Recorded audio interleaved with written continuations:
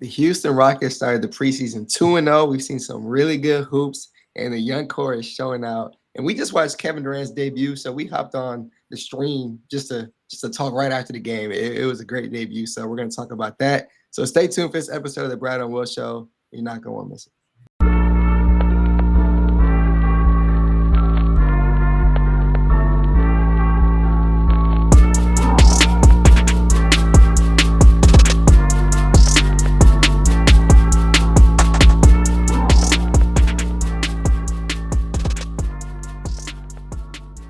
All right, and welcome back to the episode of the Bradeaux and Will Show. Very special episode because we're coming to you live after the first two preseason games. We played the Atlanta Hawks on Monday, then the Utah Jazz today on Wednesday. I'll probably see this Thursday morning, so day after for you guys. But we got done watching the Rockets in preseason. We got a lot of things we can talk about through these two preseason games. We're gonna go player by player, kind of go over the takeaways what we've seen from them, and just kind of over the team as a whole. I feel like we should just start with like the man of the hour, though, with Mr. Kevin Durant, who was a healthy scratch Monday. We thought he was going to play Monday. Was a healthy late game scratch. Played tonight, made his Rockets debut in 23 minutes, had 20 points, 2 rebounds, an assist. Still was a +5. But here's the part that everybody's going to really like. 7 of 10 from the field, 1 of 2 from 3, 5 of 5 from the free throw line, 82 true shooting at 20 points on 10 shots in just 23 minutes. Brad, man, it's crazy. Yeah, he started 0 for 3 and then proceeded to go 7 of 10 during the game. He did not miss a shot again. You're 7 for 7. Yeah, 7 for 7. Yeah, he didn't miss a shot the rest of the game. Like he is different. We said it in the space, easiest 20 I've seen from a Rockets player in mad long. So yeah, I won't even speak too much about it. At first, the players were starstruck. They were trying to give him the rock. And they were forcing way too much action, but they settled in. And KD, of course, he's always going to settle in. Again, 20 points. He hit a 3, had an and 1, was getting to his spots. Şengün was facilitating. They had a really good action where Şengün got the rock and he just handed it off to KD and he went in for a nice dunk. I'm excited to see how those two work off of each other the entire season. But yeah, it was fun to watch. It's gonna be a beauty to see. Yeah, I think that for me it was because I was at the game today. Mm-hmm. And so I didn't realize that KD had 20 points on 10 shots until he checked out and I checked the box score. I was like, wait, he had how many shots? Like, because I thought, okay, so if you would have put a gun to my head and said, well, how many points did KD have? I would have said like 14, 15, maybe 16. Yeah. Bro, he had 20 on 10 shots. And it looked easy. It looked like he wasn't trying. That's like he cakewalked his way to 20 points. And he did, like, mind you, he did it in what essentially would be like a half of basketball, right? Like this isn't even 48-minute basketball game. He played 23 minutes, right? Yeah. So like this was essentially a half of basketball. He cakewalked his way to 20 points on 10 shots. And like I said, it's James Harden's last month that we've seen someone score the basketball that easy, right? We Şengün can score the basketball. I had Jalen Green in the past score the basketball, but in terms of it looking easy and just like sleepwalking your way into it, I haven't seen this since James Harden do. You talk about the Rockets that struggled with half court scoring. We can defend the ball, we can rebound the ball, we can do all the little things. We just couldn't score in the half court set last season, especially in crunch time. I mean, you brought in a 7-footer who 20 points on 10 shots. Like that is absurd. And mind you, he missed his first 3 shots. And honestly, like he was kind of just going through the motions. He was not trying to force it. He was just kind of just out there floating, existing, getting it when it came to him. There was a play, I think in the third quarter, where him and Şengün had like a miscommunication on, did he want a screen? Did he not want a screen? How did he want the screen to be set? Different stuff like that. So like, mind you, he's looking this good and the chemistry isn't there yet. He hasn't really learned his new team yet. He's still picking up on the little things and he looks this good already. Like, and mind you, he's still learning the team. The team's still learning him. We're still learning. Like Brad said, they kind of tried to force him the ball a little bit early on. I mean, it's Kevin Durant, dude. I'd be starstruck. It makes sense. Yeah, it's Kevin Durant. But like, what I'm saying? So they're still learning, okay, this is where you want the ball. This is how you like, this is your spots. These are the different play types you like to operate out of. There was a really nice play where like a min drove the ball, got to the baseline and threw like I don't know if it was a bounce pass or a pass to Katie who was sitting on the baseline, and got a nice little pull up midi and like stuff like that. They're gonna learn quickly. Like there's offense there. You can figure this stuff out. So I think it's encouraging. He looks this good, and we're still getting the chemistry down. So I have to say about KD. I mean, he's ridiculous, dude. Yeah, it's gonna be a fun watch. Yeah. The funny thing though is, and we're gonna talk about obviously the Hawks game as well. But the funny thing is he doesn't get the game ball, right? Like 20 points on 10 shots, 82 true shooting. I don't think he was the best or second best Rocket today. And I know Katie's going to be mad at me for saying it. Şengün and Amin Thompson were losing their minds today. Before you continue, who you got game ball? Who's game ball for you? I'm cutting it in half, and I'm giving one of it to Amin and one of it to Şengün. I can't pick. I don't know who was better out of these two. They were both phenomenal, for different reasons, obviously. If I just had to pick one, it's going to Şengün. I agree. I'm there. But that's fine. Man, goodness gracious. So I'll start with the men because there's some positives and negatives with the men. Today against the Jazz, 19 points, 7 rebounds, 6 assists, 2 steals. A block was a +7, 9 to 15 from the field. 1 of 1 from 3. It was corner 3 from Sheppard. Great 3. Only 1 turnover, which is pretty good considering. And we'll talk about the Hawks game in a second. 62 true shooting today. And then like I said, I'm going to go back to the Hawks game on Monday against the Hawks. Wasn't quite as good of a box score. He had 11 points, 2 rebounds, 3 assists, 2 steals on 4-9 from the field, 1 of 3 from 3, which I actually don't remember him taking 3. I remember the 2 he took. I don't remember him taking 3. But same thing, it was a corner 3. I want to say assisted by Sheppard, funny enough. It was. Yeah, 2 from the free throw line, but the nasty part was he had 4 turnovers, 56 true shooting. With Amin Thompson, and to kind of break down his 2, I think the 2 games are what's going to be like for Amin Thompson this year. The Hawks have Dyson Daniels, all defensive first team, one of, if not the best perimeter defender in the entire league. No funny. I think it's between him and Amin Thompson. No funny. I think for the best perimeter defender right now in the league. And with the departure of Jalen Green, Freeman Leeds out with injury, and Katie did not play, the best perimeter defender is going to pick up Amin Thompson. And one of the things I've been saying, like if you've been following me on TikTok, on this podcast, on any of my platforms, what is the one thing I've been saying the longest time Amin's biggest weaknesses? I've been saying for the longest time, it's not his jumper, it's his handle. His handle is by far his biggest weakness, bigger than his inability to shoot from beyond like the restricted area. And you saw that. You saw that against the Hawks, where Dyson Daniels was pressing into Amin, and if it wasn't Dyson, it was Nickeil Alexander-Walker, was another really good defender. A couple guys on that Hawks team had like the length, the size to really bother Amin on the perimeter. You could tell he was not comfortable dribbling the basketball against that ball pressure. Turned the ball over 4 times. A lot of those were just him losing the handle or stumbling over his own feet. You know what I'm saying? The footwork could be better. And we talk about losing Fred VanVleet. One of the reasons why I think that that injury is really going to hurt us is because when you go up against the Dyson Daniels of the world, or like come playoff time, that's when it really is going to hurt you the most. Against OKC, his team I've been talking about, you got to beat the champs. Their entire roster is Dyson Daniels. Like that's all they got. They got HJ and a bunch of Dyson Daniels. That's like Lou Dort, Caruso, Cason Wallace, Jalen Williams. I'll even throw in Aaron Wiggins, right? I'll even throw that guy into the mix, right? They got a bunch of those guys, low to the earth, quick hands, strong guys who are going to press into him in. And because his handles are very much a work in progress, I think it's going to be really difficult to ask that guy to be the lead ball handler, the point guard, and then, lead us to victory against teams like that. Like I said, so you saw that a glimpse of what that's going to look like. And mind you, it is preseason. We saw a glimpse of that against the Hawks. Like I said, to tell the two stories, because the Jazz obviously don't have a Dyson Daniels. And to be fair, there's only like 3, maybe 4 teams in the league that have the archetype that's going to make a men struggle. The Jazz is not one of those teams. And so you get what you got tonight, where, like I said, where it was 19-7-6, he was making plays, getting downhill. He was cutting the 2-man game between him and Şengün looks really good. 2 steals and a block. He was getting out in transition.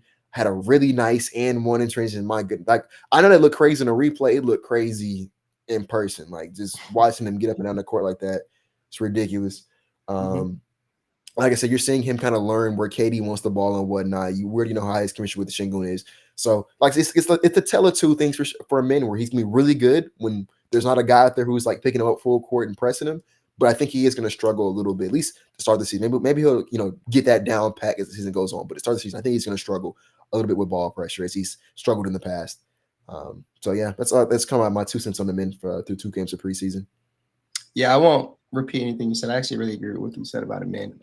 I will say today he was electric. I need to rewatch that last 2-3 minutes of that Jazz first half because there was so much going on, and Amin was flying on both sides of the court. But you really have to commend him. I mean, it's all preseason, right? But 4 turnovers is what said was sloppy. But yeah, he kept it to 1 turnover today, 6 assists, and just had a really good all-around game. So I was gonna give him props for that. And yes, I was gonna tailor him to Şengün.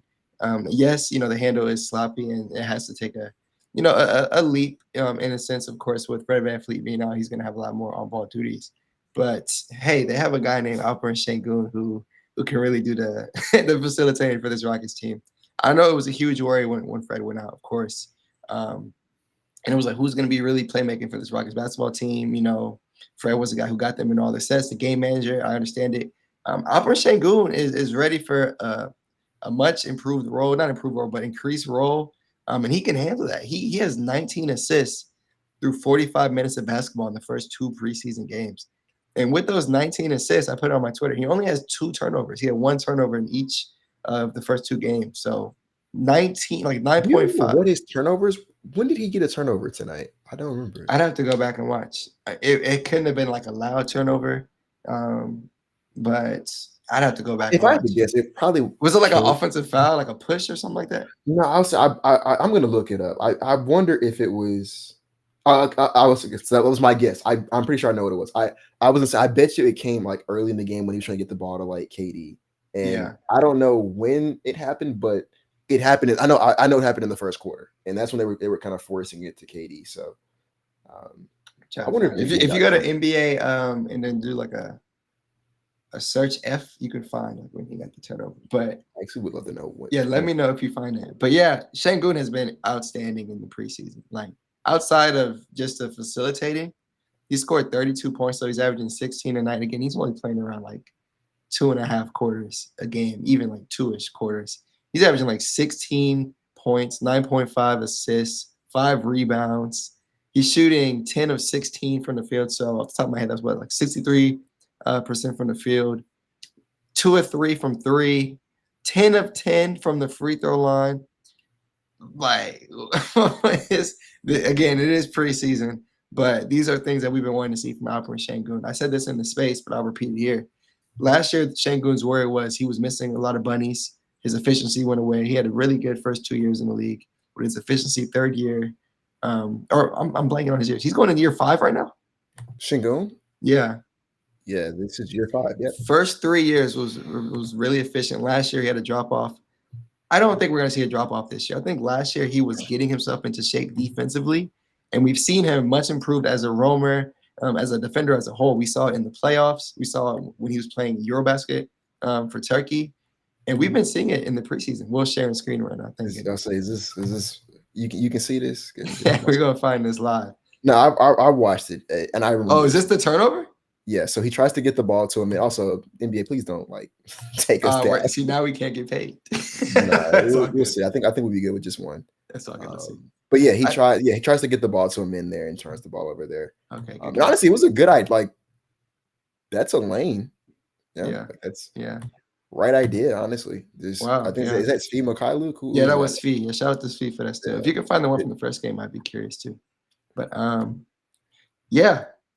He's been all around improved as a defender. And again, I think now that he's up to speed on the conditioning on the defensive side of the ball, I think his offensive abilities are gonna come back around the rim. And even past that, he just looks so comfortable. He was sleepwalking out there. Like the game is so easy for him. When I watch guys like Nikola Jokic and Luka Doncic, they're obviously not athletic, but they move at their own pace and they just dominate the game the way they dominate the game. And that's what I saw from Şengün tonight. He had 13 assists in the first, well, not the first half, but he had like 9 assists in the first half, finished with 13 assists. I can look it up. It's not official yet, but I know already it's gonna show tomorrow. They haven't updated the sets. He's the only player that has 19 assists so far in the preseason through 2 games. He leads the NBA in assists. in those first 2 games. I know everyone's playing a different amount of minutes, but I mean, just to show how incredible he's been as a playmaker, it's going to carry over into the season. He's going to have an All NBA year, and if that doesn't happen, then I don't know what happens. But he looks that much better, and he's going to look really good next to Kevin Durant. Their chemistry is going to get better, and of course, we know their chemistry with the Thompson is really good. They had a bunch of plays today where Şengün found them on a cut. So fun stuff. But hey, Will, again, guys, we're just talking on the fly here. We could play those clips whenever, and the NBA will approve us eventually. So it's all good. But yeah. They don't even have the clip of his turnover in game 1, so we couldn't watch it anyways. But it's all good. Yeah, 13 points, 5 rebounds, 13 assists today. 75 true shooting, and then on Monday he had 19 points, 5 rebounds, 6 assists, 2 blocks, 86 true shooting. The cool thing there was he took 2 threes, made 2 threes, hit them both. No hesitation. He has hesitation. not missed a free throw yet in preseason, which knock on wood, the trend continues. But the biggest thing for me is like it's the 13 assists he had today, and like we saw a little bit of it against the Hawks as well. He's just in complete command, complete control. He's perfectly calm. He's dominating the game with his passing. 13 assists, like I said, 9 of them were in the first half. I mean, I'm losing words, man. And like Brad said, it's easy for him, right? On a court that features at this point Kevin Durant, but obviously Trae Young and Kristaps Porzingis. Like, man, he's looking like the best player out there, dude. He did look like the best player today. Yeah. He's 22 years old, man. Or is he 23 yet? He just turned 23. Just turned 23. Yeah, still a youngin. Yeah. 23 years old, and he's looking like the best player on the court. And obviously, I think it's going to fluctuate between him, Amin, Şengün. Him, Amin, and KD throughout the season this year. Who's the best player for the Rockets on any given night? But like through 2 preseason games, I think he's been the Rockets' best player in both games. Like I said, maybe you could argue Amin was today, but like I said, just the way that he was in command of our offense. You talk about the hole that Fred's going to leave, and mind you, like I said, I do think that Fred and lead hole is going to be it's leaving a massive role that needs to be filled for this Rockets team that I'm not sure we're equipped to fill just yet. But one of the ways you can mitigate that is by leaning into Alperen Sengun, right? Because was it 19 assists, 2 turnovers? Yes, and, bro, I need you to go through tomorrow and like clip up all 13 of these assists. They took away all my I could try out NBA.com. I think that's the only way. You got to show me how to look at those videos. NBA.com has all of them. I can look at them right now. Okay. Yeah. I'll do my best to find it. But yeah. Yeah, because my goodness, he was throwing the first one doing we're done. Like, I'm gonna go look at it myself. Because man, he was throwing some dimes today, like creative passes. He didn't result. I don't think this one resulted in a assist. He threw like funny because Kevin Love's on the court. I call them the Kevin Love passes, where he caught the rebound and just chunked it full court to Amin Thompson. And I think that was the possession. I can't remember if Amin got fouled, but I remember we didn't score that possession. I can't remember what happened, but we didn't score. But yeah, like, I mean, like I said, words can't describe it. It's something that you have to just watch. Yeah. He's been phenomenal, and you put together that with the improvements he's made defensively, because he's been growing as a defender these last 3 seasons, and he's been phenomenal through preseason defensively. Put in the fact that he's not missing free throws right now, knock on wood. He's confident with his 3-point jumper. He's taking those. Shout out to I said in the space. Shout out to Miles. He calls him like the Embiid pull up middies. He's taking those. He's making those. I mean, you put all of that together, dude. I said it in the space. He needs to make an All-NBA team this year. I think the bar for Şengün, knock on wood, if he's healthy, if he plays 65 games this year, I think the bar for him should be so high. If he does not make an All-NBA team, it's a failure. He's too good. He's too good to not be an All-NBA team this year. And like I said, man, he might make All-NBA second team. Like that's I was gonna say he might mess around. He might make the second team, bro. Like he that's good, if what we've seen from him through preseason, and he puts it all together and maintains it throughout the full season, he should make all, because we're going to be a good team. We're going to be one of the better teams in the league. He's going to be an all-star this year. He should make at least All-NBA third team. It will not surprise you he's on All-NBA second team. Like, that's how good he is. I think that should be the expectations for him going into year 5, is to catapult himself into that pantheon of NBA players, and I think he can do it. So really quick before we continue, since we now know how to share screen, let's just look at this play from Alperen Sengun, man. I thought this was one of my favorite plays. He just dished it off to a man at the last second on the cut. I mean, these two are so in sync. Their chemistry is only going to continue to grow. But I thought this is one of the better passes he made tonight. And again, he's gotten a ton of phenomenal passes today. But yeah, well, I don't know how that one looked in person, but we were freaking out in the playback when we watched that. So yeah, man, this is good stuff all around. But yeah, we can jump to that's Amin, Şengün, and Katie that we've discussed.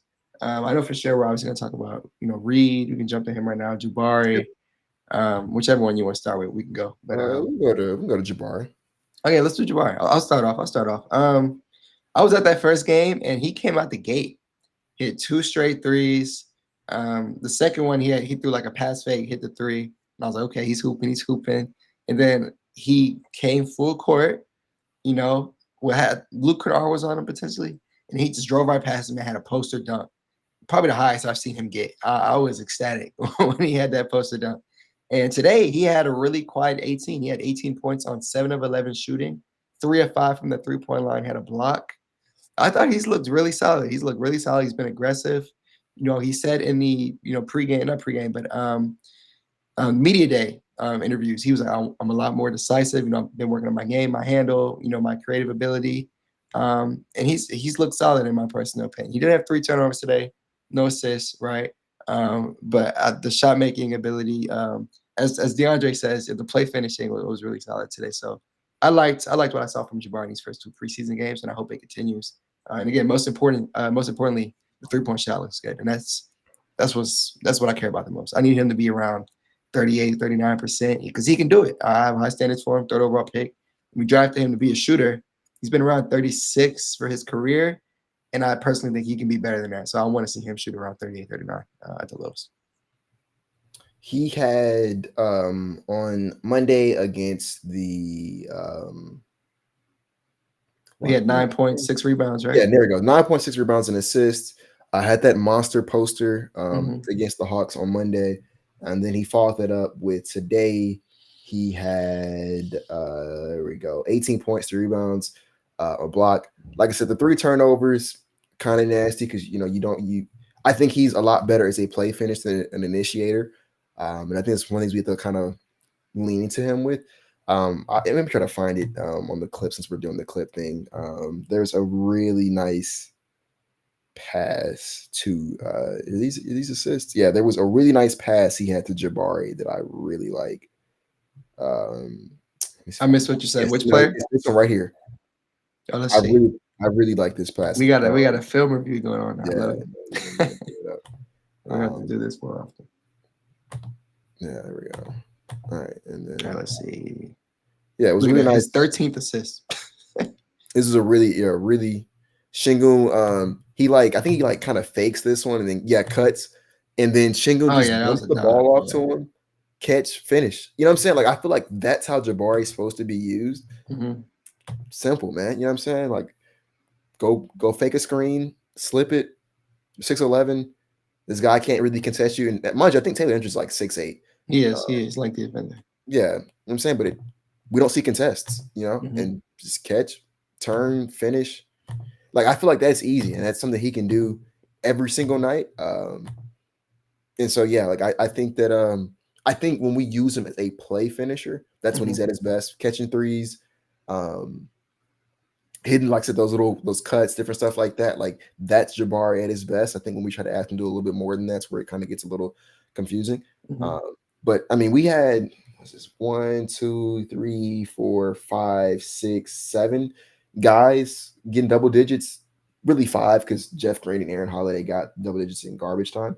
But we had all 5 of our starters in double digits today. So if Jabari Smith Jr. is giving you, you know what I'm saying, 14, 15, 16, 17 points a night, like obviously that's going to help your offense because, I mean, that's your 4th, 5th option giving you that many points. So, good stuff from him so far. And, obviously things he can clean up, but I like seeing at least the way he was used today. Yeah, 100%. Outside of him, I was going to talk about Reed Sheppard. Reed Sheppard, probably one of the hottest topics of this summer for the Houston Rockets, even before Fred got hurt. And the Rockets didn't go out there and sign a guard, right? And, he's got this huge responsibility. And now, obviously, with Fred hurt, he's been catapulted into the starting lineup the past 2 games. And yes, Dorian Finney-Smith is hurt, but there's a real possibility that, Reed could start. So I've been really looking to see what he's been doing in this preseason. And even though the stat sheet probably doesn't show it in that first game, he was 2 for 6, 1 of 3 from 3, maybe even 1 of 4 from 3. And I have to double check. But I haven't been upset with the way Reed's been playing. I personally think he's been solid defensively. He's been handsy. He's got some blocks, some really impressive closeout blocks. I'd have to go pull it up. Maybe Will could potentially. But look up Reed's blocks or anything, yeah, because I know you mentioned one when we were in space, but I've been impressed with his defense again. That and him playing. I'll speak about the game today. He was 2 of 4 from 3 today, which I really loved. Looked decisive, but playing next to a man again. Houston's big 3 played amazing. A man, KD, Şengün.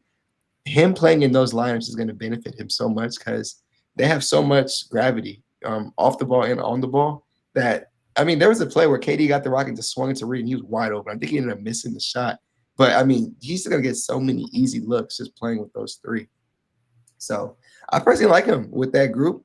I think he'll get more comfortable. There's nights where he can just light it up from 3. We haven't seen it just yet. Again, he was 2 of 4 tonight, which is, of course, really good. But I liked what I saw from him. I haven't been mad so far. I'd like to see him continue to be decisive.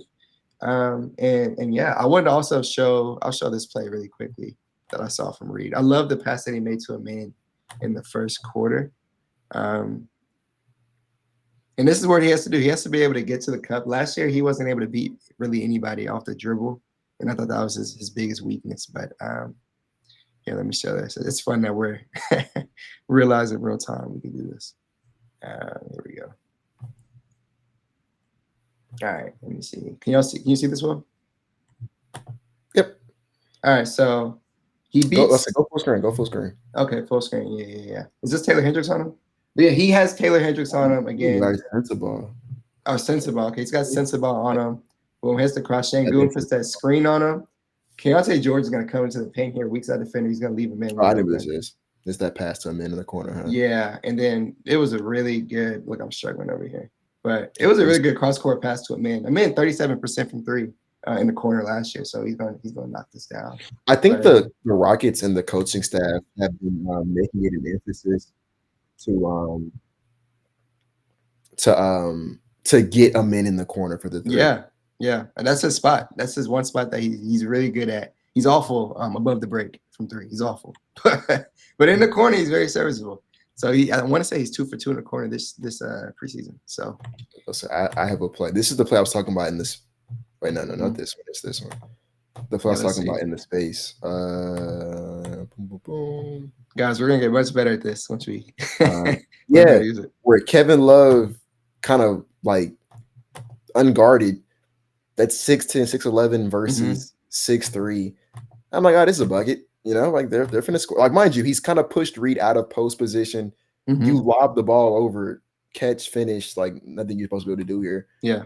Look what Reed Sheppard does. Yes, yeah. See? You know what I'm saying? Like, yeah.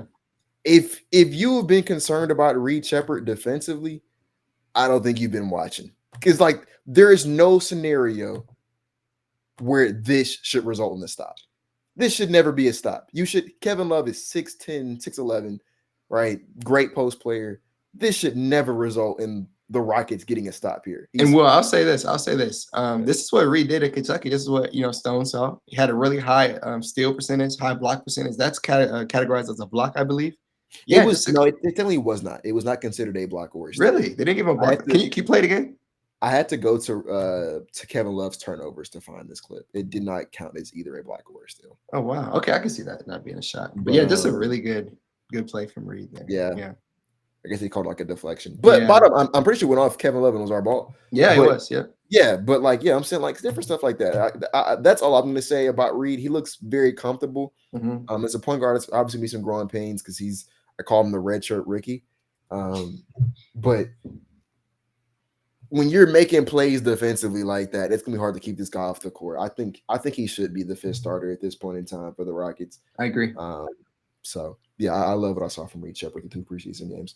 Yeah, I'll finish by saying this. I've been saying I'd like to see, Reed start by the end of the year, but with, DFS being out, I mean, you got to put Reed there in my personal opinion. I know Steven's another option, but he's going to be the first sub off the bench anyway. So I'd like to see them maximize the shooting to start and then throw Reed in with those double big lineups, starting off the second quarter. So yeah, I've been impressed with Reed Sheppard. Hopefully he continues in the last two dress rehearsal games. But who did you want to jump to next? The only other guy I really want to highlight, Tari's been pretty solid. Okoli's been pretty solid. Agree. Holiday's had some moments. But the last thing I want to talk about is J.D. Davidson. For sure. I thought he's been really good. The G League MVP, the Rockets picked him up on two-way this summer from the Celtics.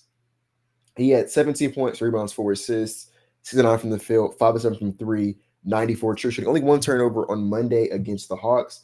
Now, his stat line didn't look as good tonight against the Jazz. He just had 8 points, 2 rebounds, 2 assists. But it was a team high plus 17, 51 true shooting. Obviously not the greatest stat line. But I think both nights, I think you need to just watch what he was doing. Because I think the stat line Monday is really good. It's the way he was scoring and the way he was impacting the game that really stood out to me. He might be the best pick and roll ball handler on this team. Which is kind of sad, obviously you prefer that your best pick and roll ball handler is not a G League guy, but he might be. He's, at least from what I've seen, he has shown some real prowess out of the pick and roll, throwing the skip passes, throwing the lob. He plays within himself, does not ever do too much. He's, one of my biggest gripes with Aaron Holiday is I think Aaron Holiday thinks he's better than what he is. J.D. Davidson understands who he is. He's not here to be the star of the team. And that's a tangent. I don't know if I said this on a podcast or on playback. I'm positive I've said it before. One of my biggest pet peeves is when you're a two-way, a G League guy, a guy on a summer league roster, and you're fighting for a job in the NBA, do not go out there and try to be Kevin Durant. Yeah. Don't go out there and try to be James Harden or Steph Curry.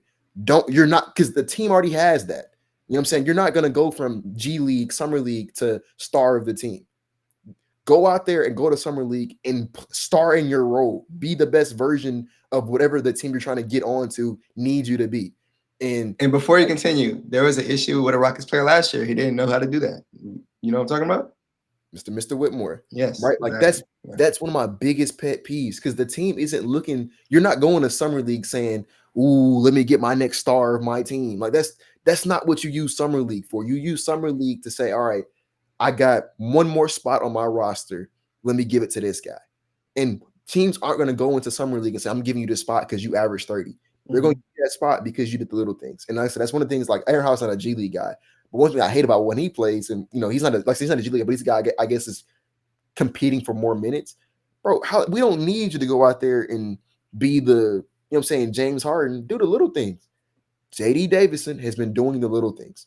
Like I said, he runs pick and roll. He's been throwing the lobs. He's rebounding. He's competing on defense. He's spotting up. He's hitting his catch and shoot threes. He's doing the little things. I think the offense just runs a lot smoother. Matter of fact, I'm gonna pull up, if I can, I'm gonna pull up a J.D. Davidson assist. Please do. Yeah, please do. I'm gonna watch some on the side as well. There we go. And then which one is his assist? Because he's just in control, man. I've been loving what I'm seeing from J.D. Davidson through these two games. And if you're J.D. Davidson and you came into the league, haven't necessarily been able to find a consistent home just yet in the league, you're on Houston now, where you're on a roster, you're a point guard, and you're on a roster that doesn't have that much guard play. Fred VanVleet's hurt, so there's even less guard play.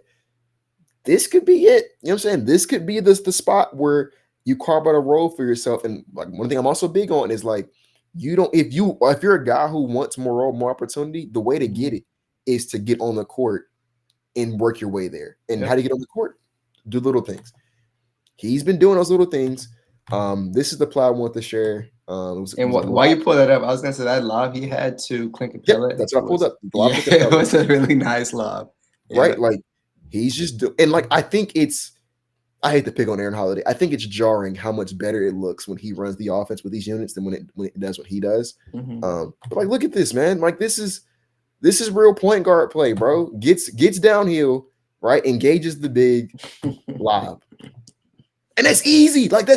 this is not nothing crazy. This is not like some sort of all-star play. I don't need that. I don't need the home run, bro. I just need the simple stuff, bro. This is easy. Beat your man, get downhill, gauge the big lob. Yep. Perfectly placed, perfectly timed. You know what I'm saying? Look at him on the bench, man. The man's like, man, that's a good pass. Look at him. You know what I'm saying? Like, man, look at my boy man reaction. Yep. Man, He's looking around too. you know what I'm saying? Like, that's what I like. Stuff like this as a basketball nerd excites me because like it's the little things, bro. And he's been consistently doing the little things. I don't know. I've loved JD Davidson's game through 2 games now. So he's trying to come for Mr. Holiday's spot. Man, that's the last thing I was gonna say is so because the Rockets are at that first apron thing, I should look it up, but it's the the Daniel House thing where like you can only have a 2-way guy for so long before you have to sign him or he has to go back to the G League. So we're gonna run into a problem if JD's good, we're gonna run into a problem very quickly that like if he plays too much, we'll have to either send him back to the G League or we're going to have to sign him, and we can't sign him because we don't have any money. So December 15th, we got to figure out how we're gonna get to December 15th because I ain't gonna lie. I said, Mr. Holiday, get it together because if not, I will be sending you to whatever team got some cap space, and we're gonna give Mr. JD Davidson that contract because at least the way he's looking, I want to keep him around for at least a little bit longer. I'll say this really quickly. I won't even expound on Davidson because Davidson. I've been saying it wrong, guys. It's not Davidson. I know. It's Davidson. It's Davidson. So I'm learning too. But yeah, he's been hooping. I was gonna say the Rockets with Fred VanVleet, they applied for a disabled player exception. That meaning they get half of his salary if the NBA grants him that. So that's $12.5 million they can use after December 5th. They want to work out a deal to bring in, JD. I'm sure they'll trade one guy away and make it happen, or use that money for something else. Hopefully, they won't have to, because if they do, that means something has gone wrong, and I hope that's not the case. But yeah, Davidson has looked really good. The only other thing I wanted to comment on was in that first game, I loved how the double big lineups looked. I don't know if you will want to talk about it at all, but when Şengün was playing with Steven Adams, I mean they dominated. They really dominated the game. They got, I could pull up the stats, so I'm not guessing for you guys, but the plus minus was 30. They outscored the Hawks 34-23 when they were running double big, and that's combined with Şengün playing with Capella and with Steven Adams. So it just, again, it extended from last year. Houston just dominating anytime they went big and put Şengün at the power forward. And I really liked how Şengün looked with Clint Capella, had that nice lob to him. And then with Steve-O, we know how it is. They just dominate the boards. So, yeah, I'm excited to see that. I'm excited to see more, Şengün, Clint pairings. And we already know how it looks with Steven Adams. He didn't play against the Jazz, but that's what we're going to be seeing. Again, I think he's going to be the first sub off the bench. So, yeah, excited for the double big pairings and the jumbo lineups. Last thing I'll say, the Amin, Tari, Jabari, Alperen Sengun, Steven Adams lineup was absurd. I'm waiting for the Amin, Kevin Durant, Jabari, Alperen Sengun, Steven Adams lineup. It's going to happen. It might happen game 1, and I can't wait. that's a lot of length in that starting lineup, or not that starting lineup, but just in that lineup. I want to show my favorite play of tonight, and then we can. Is that the fast break? Fast break, bro. Yeah, pull it up. That was, man, like I love this. And then I have nothing more I want to say after this. You're good. I'm on the same page. The fast break. This starts from a Şengün steal. Reed picks it up. We have Tari, and then I think Jabari's further down the court over here somewhere. Reed picks it up. Outlet to Şengün. Şengün immediately gives the ball to Amin. Lob to Jabari. That's like textbook. That's textbook. Like, let's just run that again. It's in full speed now. Like running 3-man weaves in real time. Like, man, this is beautiful, bro. Wait, run it one more time. How many dribbles? No dribbles after. Yeah, Reed passes it and there's no dribbles. Yeah, that's beautiful basketball. Yeah, like that's Jesus, dude. And like all those guys, the oldest guy in that lineup is Tari Eason, who's what, 24? Yeah, 24. Yeah, Tari is 24. We'll turn 25 in May. Like that's the oldest guy on the court right there. So, like I said in the space, if you were one of those people who like thought that we just blew up the young core and it's win now mode, everybody has to go. Like, I don't know how you can say that when we just watched a 5-man fast break that was executed perfectly. from guys who were the oldest guy is 24 years old. It was 5 of them. And their games all come like that could be your starting 5. If KD's not here, that could have been your starting 5. And Will, I'll say this. Yeah, that same 5 started on Monday, and that lineup posted a 70.5 net rating. Now it scored the Hawks 16-9 in just over 6 minutes. So yeah, I mean, if KD's not there, just throw out that 5 and you're good to go. Again, 24 and under, as Will mentioned. So I mean, it's a good lineup. Yeah. So, but yeah, like I said, it's preseason, so you don't want to overreact too much one way or the other. But yeah, like I said, I'm loving what I'm seeing so far. 2-0 in preseason. Everybody's been playing pretty well.